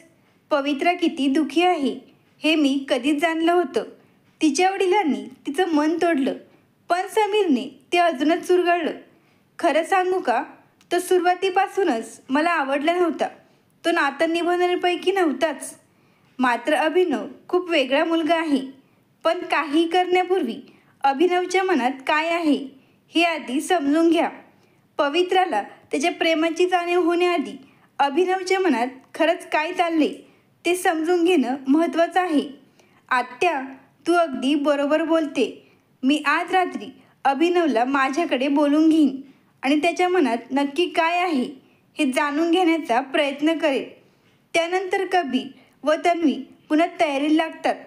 संध्याकाळी अभिनव आणि कबीर एकत्र असतात. तेव्हा कबीर म्हणतो. अभिनव, मी उद्या साखरपुड्यासाठी पवित्र दिदीला एक सुंदर ड्रेस गिफ्ट करायचा विचार करतोय. त्यानंतर तो त्याने ऑनलाईन मागवलेले 4-5 ड्रेस काढतो आणि अभिनवला म्हणतो. तू मला दिदीचा ड्रेस चॉईस करायला मदत करशील का? काल तिने किती साधा ड्रेस घातला होता आणि मला असं वाटतं की माझ्या साखरपुड्याला ती खूप सुंदर दिसावी. पण कबीर, पवित्रा तर तशी खूप सुंदर दिसते. हो, थोडीशी अडखळणारी आहे, पण स्वीट आहे. कबीर त्याच्याकडे पाहत राहतो. अभिनवला जाणवतं की तो ओघात बरंच काही बोलून गेला आहे. तो लगेचच विषय बदलण्याचा प्रयत्न करतो, पण कबीर त्याला थांबवतो. अभिनव, काय चाललंय? मी खूप वेळा तुला पवित्र दीदीकडे पाहताना आणि तिच्याशी बोलण्याचे निमित्त काढताना पाहिलंय. बघ, मी सरळ सांगतो, तुझ्या मनात खरं दीदीसाठी भावना आहेत का, की फक्त वेळ घालवण्यासाठी तू हे करत आहेस? कारण जर हे फक्त टाइमपास असेल तर तिथेच थांबव. माझ्या दीदीला आधीच खूप वेदना मिळाल्या आहेत. कबीर, मी खरंच पवित्रावर मनापासून प्रेम करत आहे आणि मला माहीत आहे समीरमुळे तिने खूप काही सहन केले, पण आणखीन काही आहे जे पवित्राच्या वेदनेचं कारण आहे. त्या दिवशी तन्वीही तिच्या वडिलांबद्दल काहीतरी सांगत होती, पण अचानक थांबली. जर तुला काही हरकत नसेल तर तू मला त्याबद्दल सांगू शकतोस का? अभिनव, तुला काय सांगू, पवित्राचे वडील असे व्यक्ती आहेत ज्यांनी दुसऱ्या स्त्रीशी संबंध ठेवले आणि यांना असं वाऱ्यावर सोडून ते त्या बाईकडे निघून गेले आणि ते परत कधीही समोर आले नाही. त्यानंतर पवित्रा दीदीसाठी फक्त 2 आधार होते, समीर आणि निशा. तिची प्रत्येक भावना, दुःख, गोष्टी ती त्यांच्यासोबत शेअर करायची. समीरवर तिचा पूर्ण विश्वास होता. त्याच्यासाठी तिने सरप्राईज बर्थडे पार्टी अरेंज केली आणि त्याच्याशी लग्नाची चर्चा करायचं ठरवलं. पण त्याच दिवशी ती समीरच्या घरी पोचली आणि तिनं त्याला निशासोबत आक्षेपार्ह स्थितीत पाहिलं. तेव्हा तिच्या पायाखालची जमीनच सरकली. तिच्या स्वप्नांवर काळोख दाटून आला. त्यातून तिने स्वतःला कसंबसं सावरलं. पण त्यानंतर ती ते शहर सोडून या शहरात निघून आली. तेव्हापासूनच तिला प्रेम या शब्दाचा तिरस्कार वाटू लागला आणि ती चिडचिडी झाली आणि खूप एकाकी जीवन जगू लागली. ते ऐकून अभिनवला पवित्राबद्दल खूप वाईट वाटलं. दुसऱ्या दिवशी सकाळी सर्वजण साखरपुड्यासाठी तयारी करत असतात. पवित्रा सगळ्यांसाठी चहा नाश्त्याची व्यवस्था करत असते. तेव्हा तन्वी तिला पकडून खोलीत घेऊन जाते. दीदी, हे सगळं आता सोड, चल लवकर तयार हो, आपल्याला आता नवरी मुलीच्या घरी जायचं आहे. पवित्रा म्हणते, अरे मी व्यवस्थित दिसत नाही का? आणि अजून कुणीच तयार झाले नाहीत. तन्वी म्हणते, दीदी सगळे तयार झालेत, फक्त तूच आहेस जी अजूनही कामात गुंतलेली आहे. आता पटकन तो गुलाबी ड्रेस घालून ये जो अभिनवने काल तुझ्यासाठी घेतला आहे. पवित्रा म्हणते, अभिनव? अरे नाही, कबीरने घेतला होता. अभिनव फक्त चॉईस करायला मदत करत होता. ठीक आहे, आता या गोष्टी नंतर बोलू, आधी लवकर कपडे बदल आणि तयार हो. पवित्रा स्वतःशीच म्हणते, नक्कीच कबीर आणि तन्वी काहीतरी प्लॅन करत आहेत. सतत काहीतरी एकमेकांना इशारे करत असतात. नक्कीच काहीतरी खुरापती चालू आहे. दीदी, आता काय पुटपुटते, लवकर तयार हो. अरे हो हो, आलेच. पवित्रा गुलाबी रंगाचा ड्रेस घालून बाहेर येते. तिला पाहून तन्वी म्हणते, दीदी तू तर खूपच अप्रतिम दिसत आहेस. आज कोणाची नजर तुझ्यावरून हटणार नाही. बिना मेकअपही तू किती सुंदर दिसत आहेस. समीरची नजरच खराब होती, जो माझ्या दीदीच्या चेहऱ्यावरचं गोड रूप पाहू शकलं नाही. पण बरंच झालं, नाहीतर माझ्या दीदीला अभिनव कसा मिळाला असता. अभिनवसारखा कोणीच नाही. खरंच तो दिवस केव्हा येईल जेव्हा मी अभिनवला जिजू म्हणू शकेल. हाय जिजू, किती गोड शब्द आहे ना. पवित्रा म्हणते, ओय कुठे हरवलीस, मी कधीपासून तुला आवाज देत आहे. त्यानंतर त्या दोघी तयार होऊन बाहेर येतात. सगळेजण पवित्राकडे बघत राहतात. कोणाला तिच्यावरील नजर हटवता येत नाही. कबीर म्हणतो, दीदी तू खूप सुंदर दिसत आहेस. हा रंग तुझ्यावर अगदी खुलून दिसतोय. इतक्यात अभिनव येतो आणि पवित्राला पाहून स्तब्ध होतो. तो सुद्धा गुलाबी कुर्त्यात अप्रतिम दिसत होता. कबीर तन्वीकडे पाहत म्हणतो, अरे तन्वी, आज तर मला आणि पलकला कोणी पाहणारच नाही. सगळ्यांची नजर तर या दोघांवरच आहे. जणू आज यांचाच साखरपुडा आहे. अभिनवला अजून इकडे तिकडे पाहू लागतो. पवित्रा अभिनवकडे पाहते आणि मनात म्हणते, खरंच आज अभिनव खूपच छान दिसतोय. मग ती विचारांतून बाहेर येते आणि कबीरला हलकसं मारत म्हणते, पागल, काही बोलतोस? चल, आता वेळ घालू नका. आणि ते साखरपुड्यासाठी पलकच्या घरी रवाना होतात. गाडीतही त्या दोघांना एकमेकांच्या जवळ बसवलं जातं. अभिनव पवित्राला म्हणतो, आज तू खूप सुंदर दिसत आहेस. यावर पवित्रा हसून म्हणते, तूही आज खूप छान दिसतोयस. सगळे पलकच्या घरी पोहोचतात. पलक लाल रंगाच्या लेहंग्यात खूपच सुंदर दिसत होती. कबीर तिच्याकडे टक लावून पाहत राहतो, जणू त्याला दुसरं काहीच दिसत नाही. तन्वी त्याला म्हणते, असं बघतच राहणार का? त्यानंतर कबीर पलकचा हात हातात घेऊन तिला अंगठी घालतो आणि पलकही कबीरला अंगठी घालते. पवित्रा आणि अभिनव दोघंही त्यांच्यावर फुलांची उधळण करतात. या क्षणाला अजूनही सुंदर आणि अविस्मरणीय बनवतात. सगळी विधी आनंदात पार पडते. सगळेजण जेवण करून घरी परततात. पुढे 15 दिवसांनी लग्न होतं, त्यामुळे सगळे तयारी लागतात. याच काळात अभिनवच्या आईवडिलांचंही आगमन होतं. अभिनव आपल्या आईवडिलांची पवित्राच्या कुटुंबाशी ओळख करून देतो. दोन्ही कुटुंब पटकन एकमेकांशी मिसळतात. अभिनवचे आईवडील पवित्राला खूपच पसंत करतात. पुढे 2-3 दिवसानंतर अभिनवचे आईवडील मुंबई शहर फिरायचा बेत आखतात. तेव्हा अभिनव पवित्राला म्हणतो, पवित्रा, तू आमच्यासोबत चल ना. आणि आता काही बहाणे काढू नकोस. ठीक आहे, पण खर्च सर्व माझा राहील. आणि ती हसू लागते, कारण जेव्हा पवित्राची आई आणि बहीण आले होते तेव्हा फिरायला गेल्यावर सर्व खर्च अभिनवने केला होता. तो तिच्या हसण्यात हरवून जातो. पवित्रा म्हणते, कुठे हरवलास? जायचं नाही का? अभिनव आपल्या विचारात हरवलेला असतो आणि म्हणतो, तुझ्याशी भेटल्यापासून मी फक्त तुझ्यातच हरवून जातोय. यावर पवित्रा चकित होऊन म्हणते, काय म्हणालास? ते ऐकून अभिनव लगेच भानावर येतो आणि म्हणतो, काही नाही, आता चला लवकर. अभिनवची आई ममताजी दोघांचंही छान नोकझोक पाहून हसते. सगळेजण गाडीत बसतात. सगळ्यात आधी ते सिद्धिविनायकच्या मंदिरात जातात. त्यानंतर संपूर्ण शहर फिरतात. अभिनव सतत पवित्राची काळजी घेत असतो आणि तिलाही हे जाणवतं की अभिनव एवढी काळजी कधी समीरनेही घेतली नव्हती. त्या दोघांना असं एकत्र पाहून ममताजी खूप आनंदी होतात. त्यांना दोघांचं नातं अधिक दृढ करायचं होतं. त्या विचार करतात की आधी कबीरचं लग्न पार पडू दे, मग त्या अभिनवसाठी पवित्राचा हात मागतील. अभिनवही पवित्रासोबत खूप आनंदी होता. आता त्याने ठरवलं होतं की तो लवकरच पवित्राला आपल्या मनातलं खरं प्रेम सांगेल. सर्वजण रात्रीचे जेवण करून घरी येतात आणि इतके दमलेले असतात की घरी येतात झोपून जातात. दुसऱ्या दिवशी लग्नासाठी बनवायला दिलेले दागिने आणायचे असतात. कबीर काही कामात व्यस्त असतो आणि प्रत्यक्षात कबीर आणि तन्वीने ठरवलं असतं की अभिनव आणि पवित्राला एकत्र वेळ घालवता यावा म्हणून त्यांना दोघांना एकटेच पाठवायचं. यामध्ये तिच्या आईचीही सहमती असते. ठरल्याप्रमाणे अभिनव आणि पवित्राला ज्वेलरी शॉपमध्ये पाठवलं जातं. तिथे गेल्यावर पवित्राला तिचे वडील ज्वेलरी शॉपच्या बाहेर दिसतात.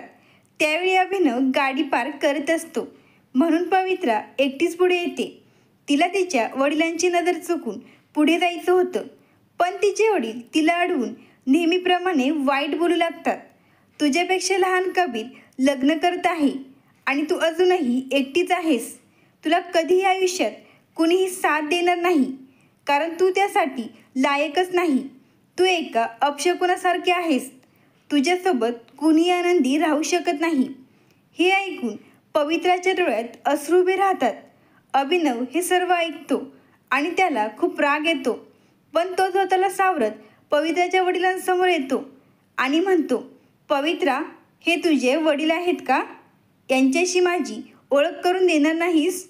हे खरं तर ओळख करून देण्याच्या लायकीचे नाहीत, पण हक्क तर बनतोस ना.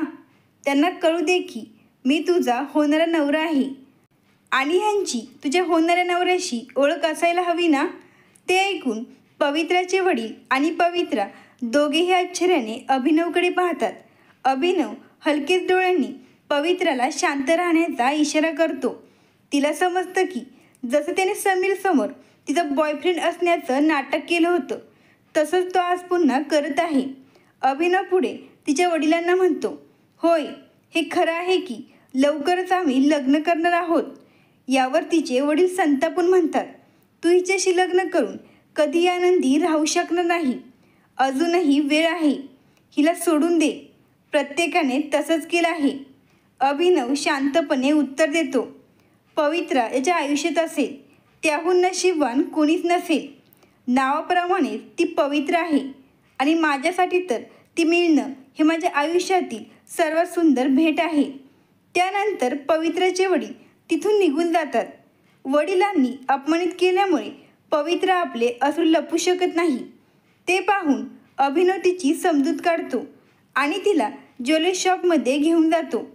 ज्वेलरी घेतल्यानंतर ते घरी परततात आणि ठरवतात की याबद्दल कोणालाही काही सांगायचे नाही, जेणेकरून लग्नाच्या तयारीत कोणती अडचण येऊ नये. सर्वजण खूप थकलेले असल्यामुळे झोपून जातात, पण दोन व्यक्ती मात्र झोपेच्या आधी अनेक विचारांमध्ये गुरफटलेले असतात.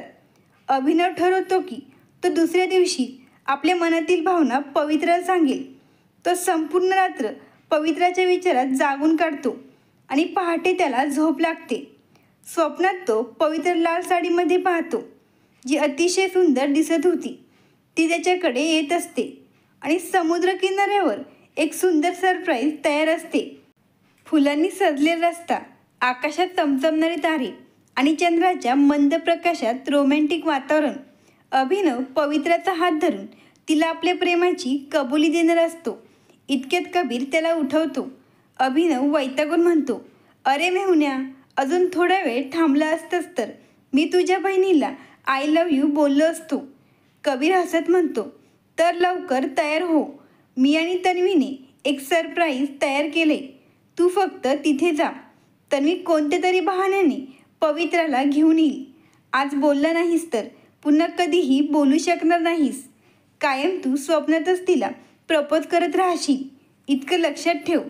अभिनव विचार करत म्हणतो, आज मी तिला प्रपोज करणार आहे, पण तिथे नाही जिथे तुम्ही ठरवलंय.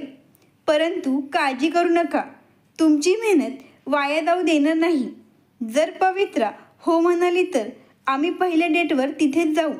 सर्वजण लग्नाच्या तयारीत व्यस्त असतात, पण पवित्रा मात्र स्वतःच्या विचारात हरवली असते. काल अभिनवने तिच्या वडिलांसमोर केलेले नाटक, कसा तो नेहमी तिच्यासोबत असतो, हे सर्व आठवत असते. त्याने तिला परत हसायला शिकवले. हट्टीपणा, गोड भांडण आणि प्रेम काय असतं हे पुन्हा जाणवायला लावलं. पुढे कबीरच्या लग्नाचा दिवस येतो.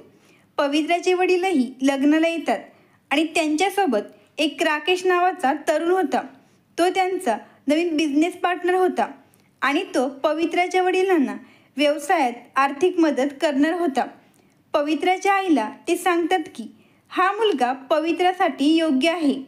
पवित्रा आणि इतर सर्वजण आश्चर्यचकित होतात.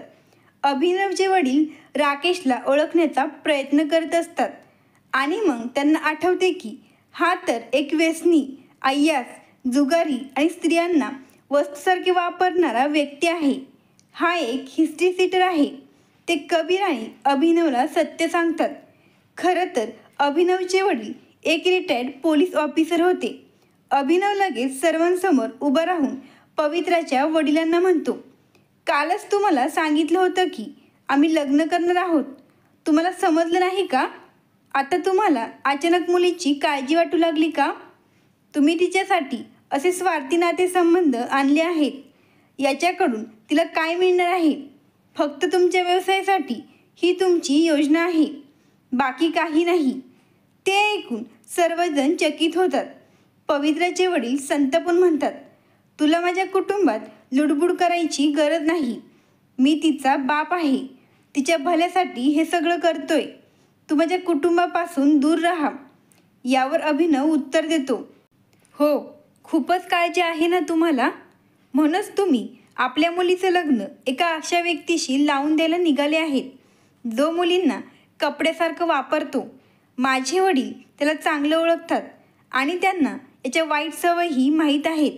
मग पवित्रा म्हणते, ज्या व्यक्तीने हे नातं आणलं आहे त्यांच्यावर माझा विश्वासच नाही. आणि अभिनव, मला तुझ्यावर पूर्ण विश्वास आहे. हे ऐकून अभिनव आनंदित होतो. तिचे वडील मात्र चिडून तिला वाईट साईड बोलू लागतात आणि म्हणतात, तू आयुष्यभर अशीच राहशील, तुला कुणीही स्वीकारणार नाही, कोणताही मुलगा तुझ्याशी लग्न करणार नाही. ते ऐकून पुन्हा पवित्राच्या डोळ्यात पाणी येते. अभिनव तिचा हात धरतो आणि म्हणतो, माझ्या मनात काय आहे हे मला माहीत नाही, पण जेव्हा तू माझ्या जवळ असते तेव्हा सर्व काही छान वाटतं. तुझ्याशी भांडण करणं, तुझ्या बोलण्याकडे लक्ष देणं, तुझ्या हट्टीपणाला तोंड देणं, हे सगळं मला खूप मस्त वाटतं. मला माहीत नाही की माझ्याबद्दल तुझ्या मनात काय आहे, पण मी माझे मन सांगितल्यावर तू जे उत्तर देशील ते मी पूर्ण आदराने स्वीकारेल. आयुष्यभर माझ्या हृदयात फक्त तूच राहशील. माझे आयुष्यभराचे प्रेम मी जपून ठेवेल, फक्त तुझ्यासाठीच. बोल, होशील का माझी राणी? हे ऐकून पवित्रा भावूक होते. तिच्या डोळ्यात अश्रू तरळतात, पण मनात एक वेगळीच भावना दाटून येते. तिला समजत नाही की काय बोलावे, कसे व्यक्त व्हावे, कारण तिच्या मनातही हाच विचार होता, पण ती शब्दात मांडणार कशी? अभिनवला तिचे उत्तर न मिळाल्यामुळे तो निराश होतो आणि तो गृहीत धरतो की पवित्रा नकार देत आहे, म्हणून तो निघून जाण्यासाठी वळतो. तेवढ्यात पवित्रा पटकन पुढे येते आणि त्याचा हात घट्ट पकडते. ते पाहून अभिनव आश्चर्यचकित होतो. पवित्रा त्याच्याकडे पाहत हलक्या स्वरात म्हणते, हो, मी जन्मजन्मी तुझीच आहे. तिच्या डोळ्यात प्रेम आणि विश्वास दिसत होतं. अभिनव क्षणभर स्तब्ध होतो आणि मग त्याच्या चेहऱ्यावर आनंदाची लाट उमटते. पवित्राने त्याला स्वीकारले होते हे पाहून सर्वजण आनंदाने टाळ्या वाजवतात. मात्र पवित्राचे वडील हे दृश्य पाहून संतापाने तिथून निघून जातात, पण बाकी सर्वजण जल्लोष करतात. कबीर आणि तन्वी आनंदाने ओरडतात, अरे आता उशीर करू नका, आजच ह्याच मंडपात यांचं लग्न लावून टाका. सर्व हसतात, आनंदाने नाचतात. कबीर व पलकच्या लग्नानंतर अभिनव आणि पवित्राच्या लग्नाची तयारी सुरू होते. अखेर पवित्रा आणि अभिनव एकत्र येतात आणि आपल्या नवीन आयुष्याची सुरुवात करतात. मित्रांनो, जरी कथा आवडली असेल तर लगेच सबस्क्राईब करा. धन्यवाद. आभारी आहोत.